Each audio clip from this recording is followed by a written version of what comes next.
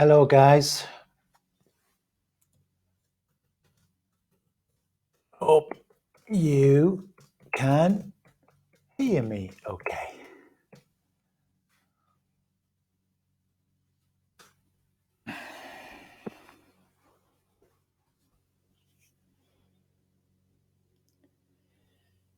So we're just going to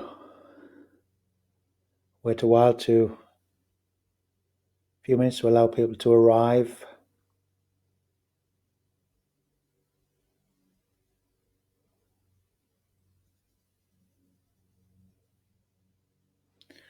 Hello, Louise.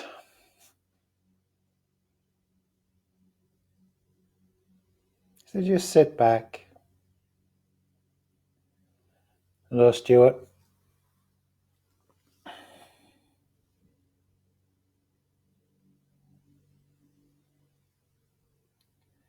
And even in these days of being at home, we may still be busy. So just allow yourself to drop into your body.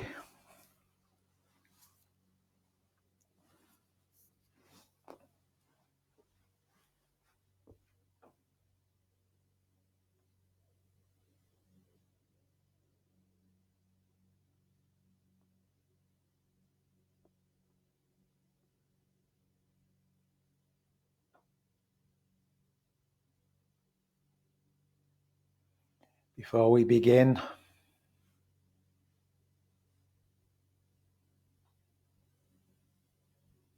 hello, Kim.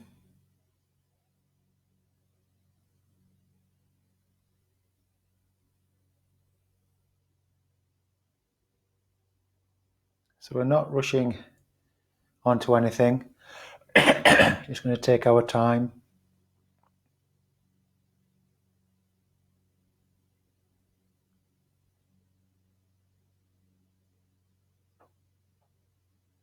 Just follow or feel your breath.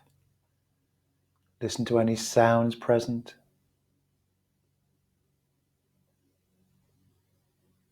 Hi, Natalie.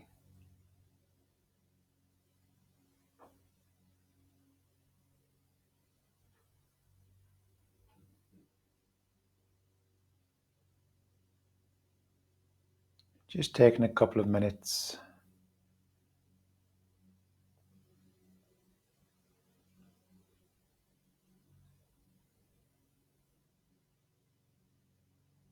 Ciao, Gena.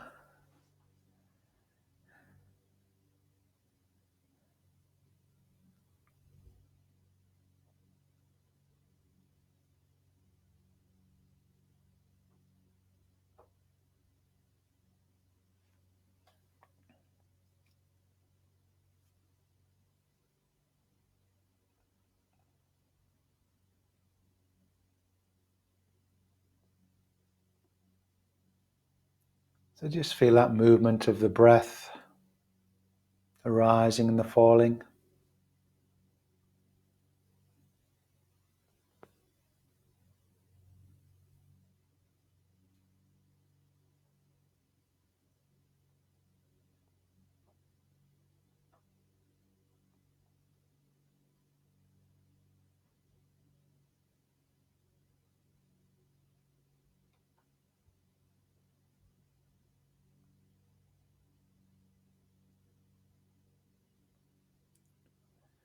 So this is live from the Kuti. The Kuti is our meditation space here at our home in Newtown, Linford, Leicestershire. What this is, or what this involves, is moving from self-isolation to forming a home retreat, or making self-isolation into a home retreat, into a routine. And if you go to the website that's there, there's a page free of information and guided meditations and talks, and the instructions are there on how to use it. It's all free there for you. And what I'm suggesting is that you listen to the one called morning meditation. Listen to that a couple of times. It's about 6 or 7 minutes long.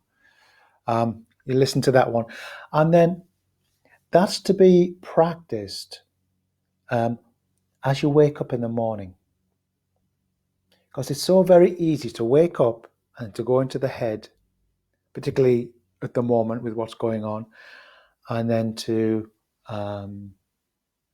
go into anxiety, anxious thoughts, etc. So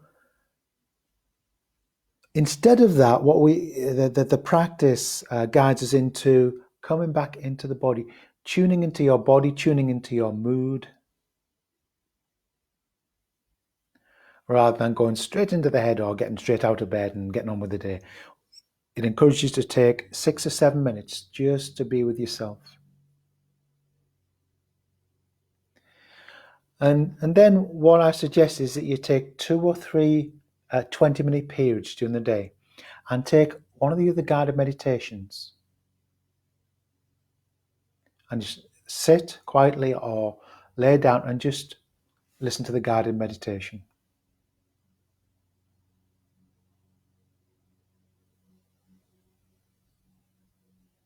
Okay?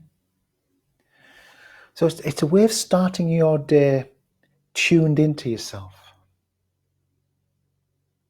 Because, dreams bring moods and themes to do with our lives. So we just have a few moments of just allowing that to process.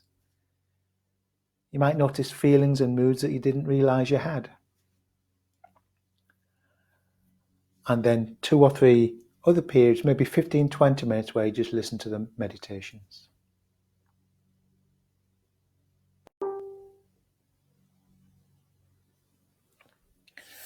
So I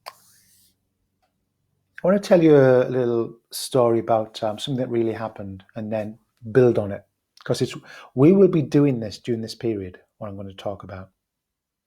I was in a traffic jam in Coventry a while back.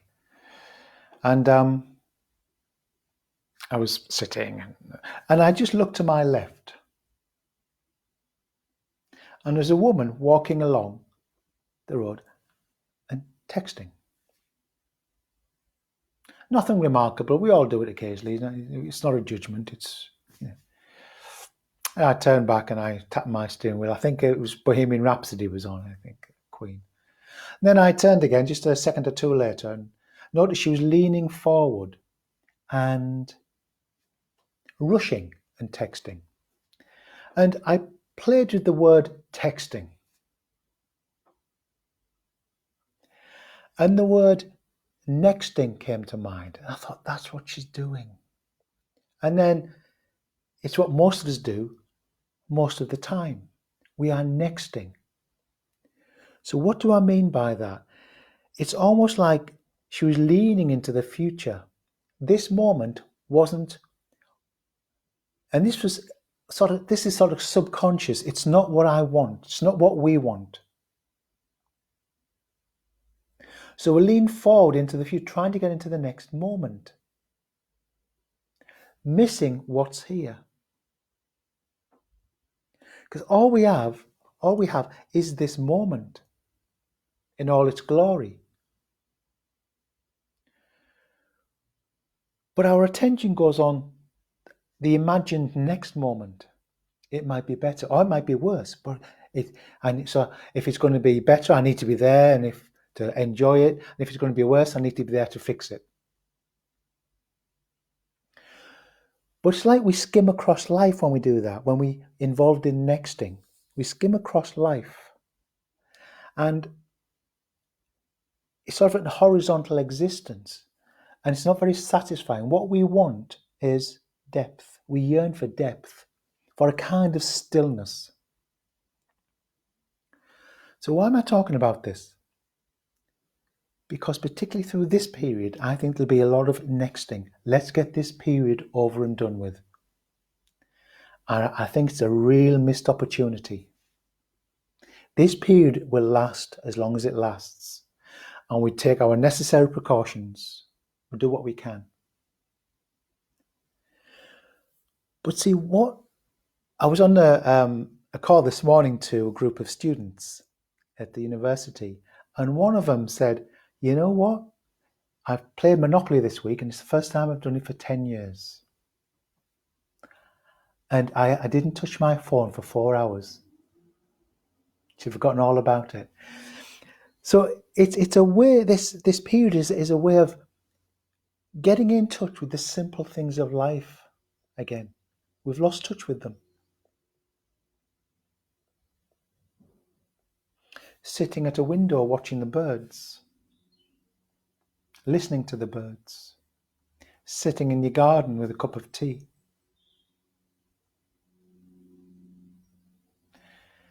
Doing the washing up. See, there's an assumption somewhere in our being that the ordinary things of life we need to get them done to get on with the real stuff. But those are the washing up, tying the shoelaces, walking up the stairs. That is the real stuff. That's what our lives are made up of.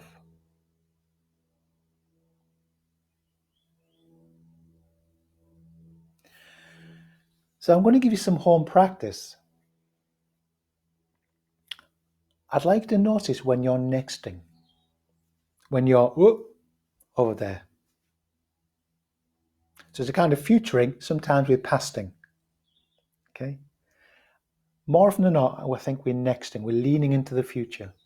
I think, if even in having a shower or having a cup of tea, our mind is in the future. Just not if there's proper plans, then we do them. But there won't be many plans going on at the moment. Turn to the present and start to taste the present. Use the senses.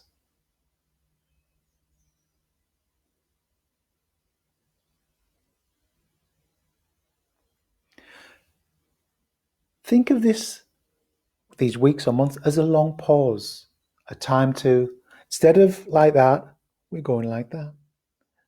Some of our attentions are going to go in here, towards ourselves.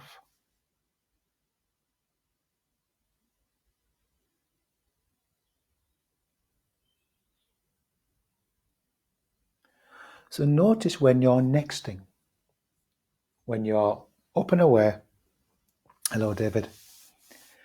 Up and away. Hi, Bernie. And turn back to the only thing we have. We don't even have that, but it's the only thing that we're aware of is the present moment. Bring the senses alive again. Listen to sounds, to the sound of the traffic, to the birds, to the lawnmowers, to the wind on the face, sound of the birds.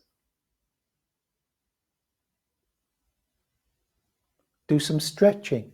Take a 10 or 15 minutes a day and do some stretching. Get in touch with the body.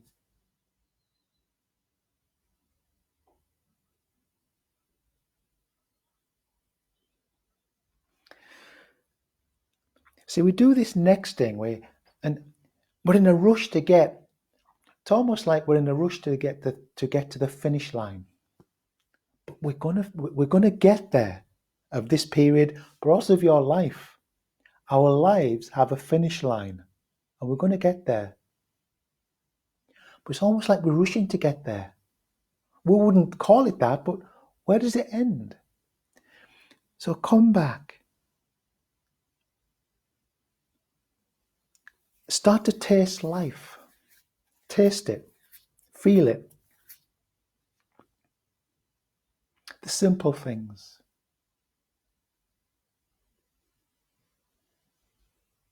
If you have a garden, there'll be new flowers and shoots coming through. Have you noticed them?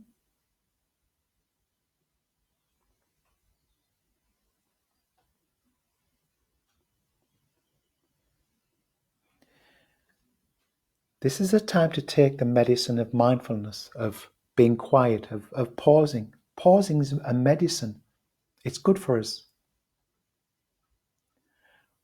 But this is an enforced pausing, so it's thwarted our plans, and we don't like that.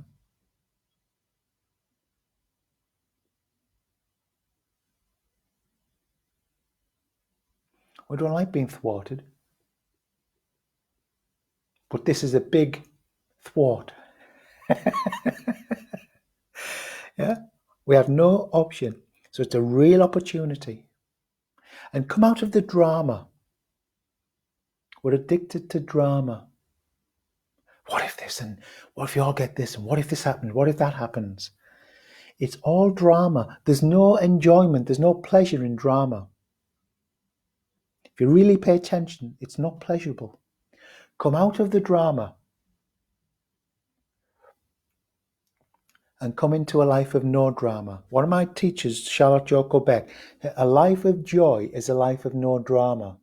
Now that sounds boring to some of us, but when I read that, it was like, it was music. I thought, of course. Our natural state is one of joy. A simple mind is a happy mind. So we come out of all the drama thinking and we come back. And coming back, what it means, we return back to the senses, to the hearing, to the tasting, to the seeing, to the feeling and smelling. Come back to the senses.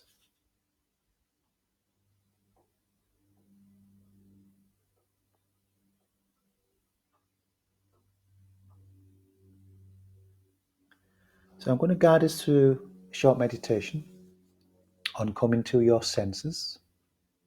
Okay, so just sit comfortably.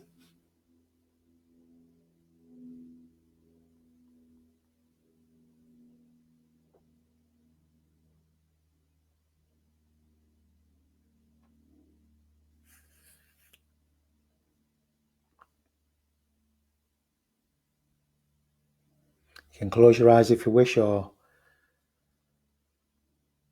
oh, hello, Jan. Didn't see you there. Victor. Come back. Feel the body sitting here or lying here.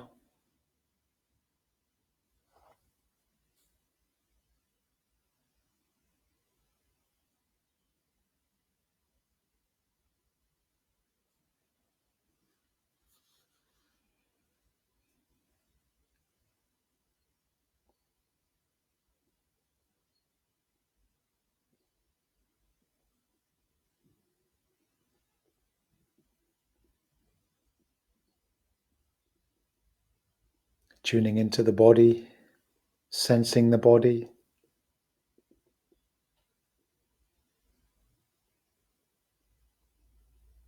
So this is the feeling sense, the feeling body.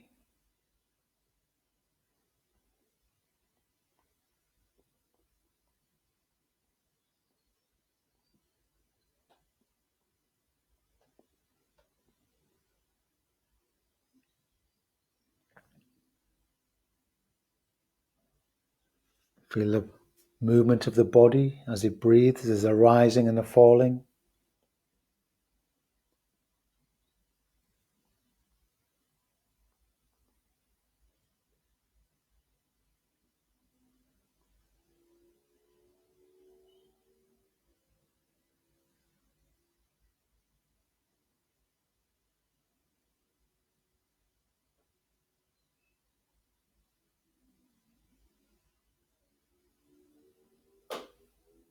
We're not breathing in any special way.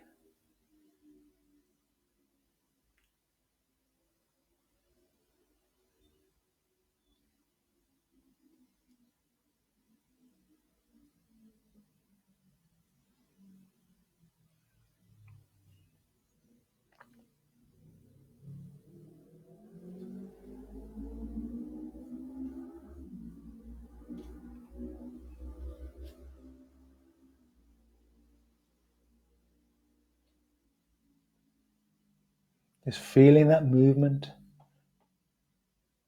of the breath. There's a rising and there's a falling.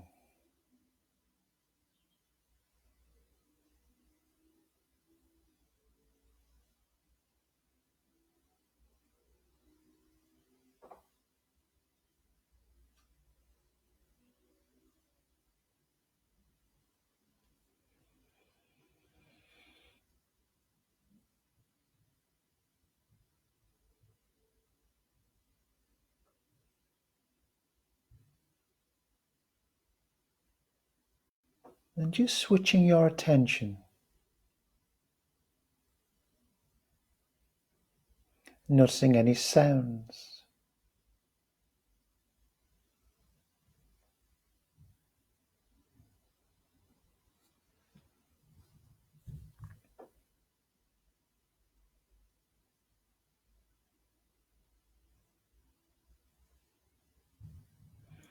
Maybe the sound of traffic, birds.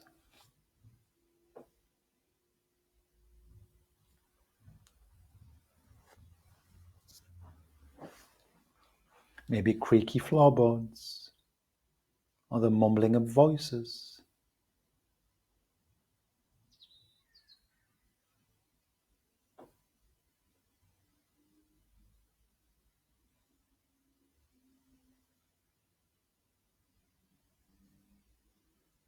So there's the feeling sense of the body. There's the hearing sense. Just listen.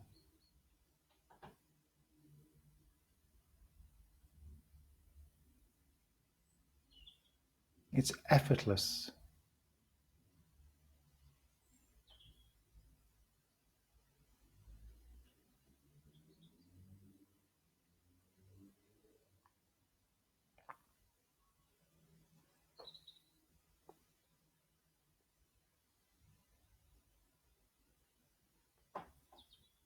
And at some point you may notice that you're lost in thought. Just silently repeat to yourself, thinking, and then return back.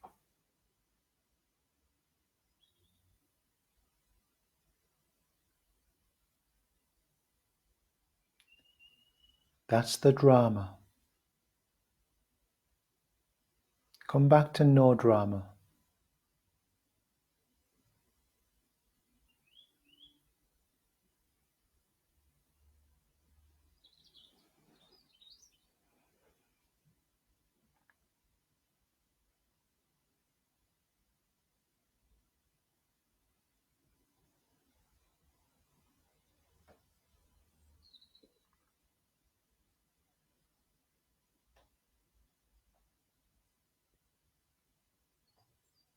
And there's also the sense of seeing. You may have your eyes closed, it's still active. You may want to open your eyes and just rest your gaze. Seeing is happening.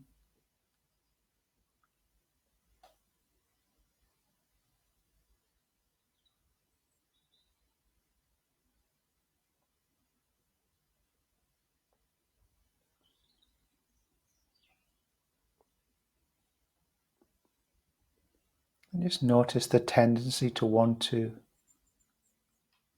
be in the drama.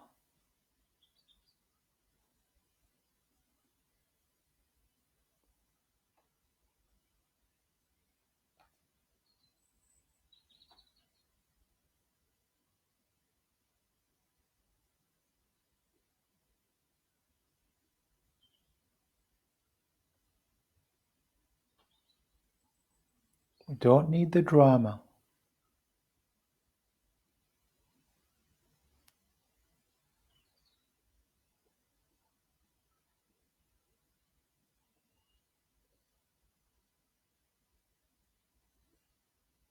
So now come back to the feeling sense of the body.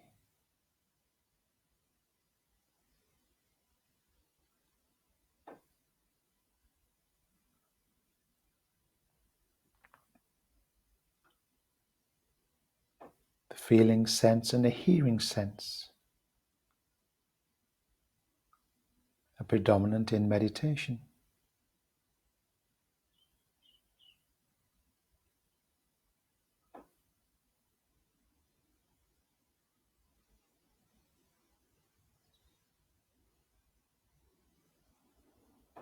Just feel that rising and the falling.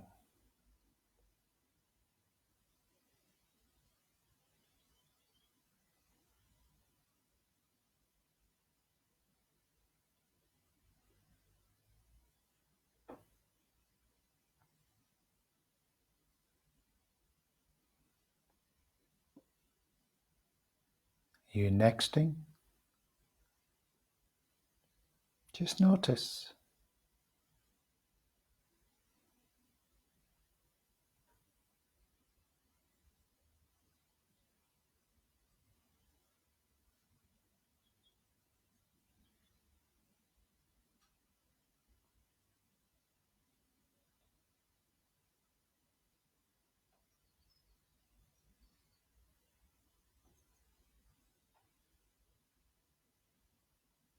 That's it.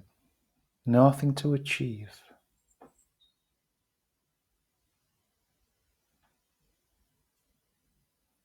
Now you can carry on with your eyes closed and in meditation if you wish. I'm just going to say a few words.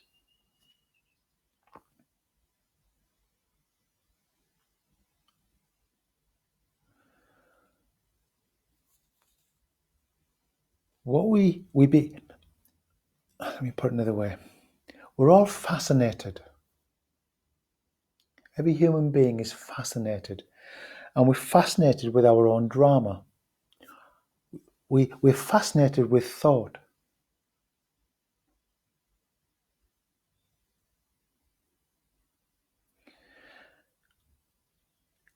And what we do with meditation is we begin to lose fascination with thought. We weaken the fascination because thought hijacks our lives. I'm talking about the unconscious thinking here, not the functional thinking, the creative thinking. So that's why I ask you to simply label it as thinking. It's not good, it's not bad, it's just thinking. Right now, when you're feeling your breath or listen to the traffic, you don't need to think. We don't need a drama. There's the light world and the dark world. The light world is the world of the senses. It's alive, it's light, it's awake. When we get lost in the mind, we enter what I call a dark world. It's an imaginary world.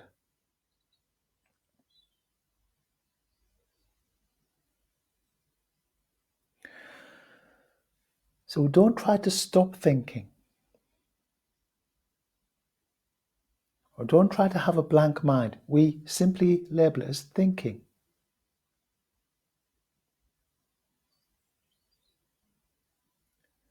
We realize that the thinking is a wonderful tool, a wonderful instrument of the human mind, of the human being. But that's all it is. It's an instrument, one we can't live without. So we learn to use it wisely.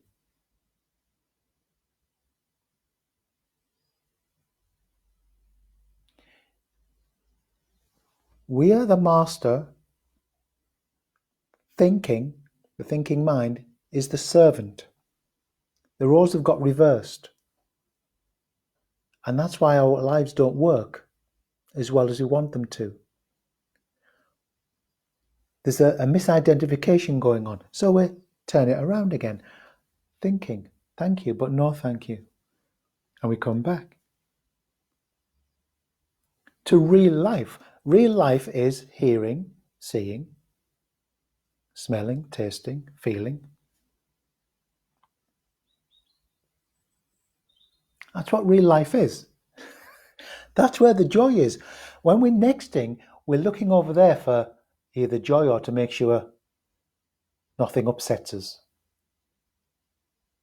When the shoot of joy is right here, we trample on the shoot of joy, a little shoot, and we just trample on it. in our rush to get somewhere.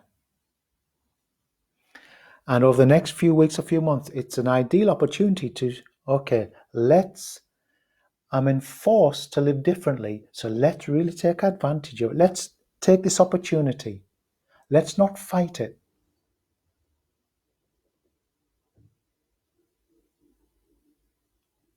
Don't fight with reality. There's only one winner. See, we all have a picture of life, and the picture exists in your head. And now this comes along. Well, that's not in my picture. I don't like this. I don't like this. So we cling harder and harder onto our picture. And it creates suffering, creates distress and anxiety and edginess and rigidity. What we're doing here is learning to do what we can. Some things are necessary, we take precautions, but we embrace it. Somebody said to Krishnamurti, a great teacher, later on in life, says, "What's your secret?" Because he was, always happy. He was always just there, untroubled. He says, "What's your secret?" He says, "I don't mind what happens."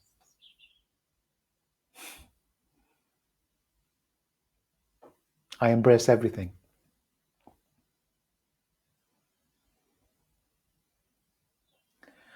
So the least we can do is to notice how we don't embrace things. I'm not going to embrace this. I'm not going to embrace this. Don't like this. And that's you clinging onto your picture.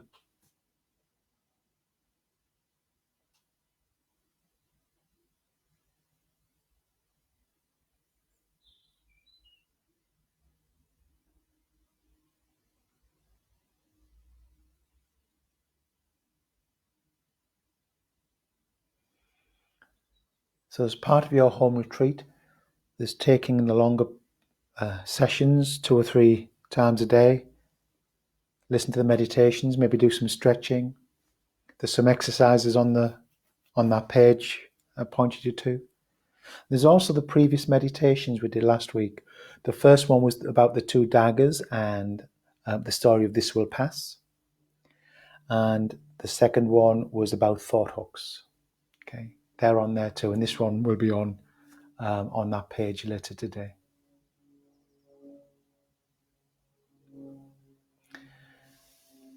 I will be back Wednesday 12:15 from now on.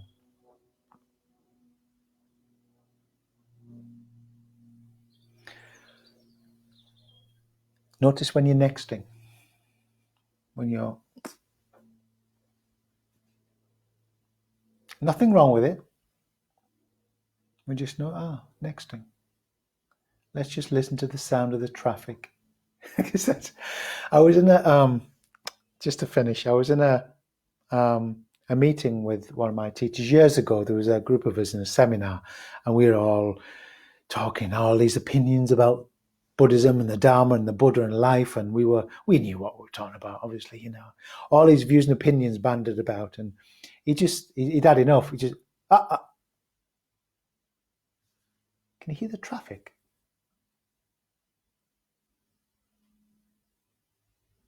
That's all he did. He just cut through the whole lot of crap that was going on. All these views and opinions and all this drama. He just cut through the drama. That's real life. But we don't value that. That's not what we value. We value being right. Joe, stop, breathe, notice the air. It's cleaner. Yes.